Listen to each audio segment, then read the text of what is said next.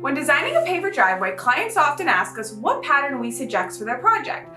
I like to tell them that the pattern that we lay depends on the paver that they select. So today, I'm going to highlight some of the most popular paver driveway patterns that we install. If you like the traditional 4x8 brick paver, many clients choose to have these pavers installed in a herringbone, basket weave, or a running bond pattern. If the pavers you choose come in a two-piece option, meaning that there are two sizes of pavers within the set, we recommend that you use either the T pattern or a running random bond pattern. If you selected a three-piece paver, I would recommend choosing the random pattern. This pattern helps to showcase all three sizes of pavers within the set and gives your driveway depth and dimension. If you don't like the random pattern, you can also install a running bond pattern or a modified herringbone pattern. With pavers, the possibilities are endless, so while you're designing your new paver driveway, make sure that you discuss all the pattern options available to you.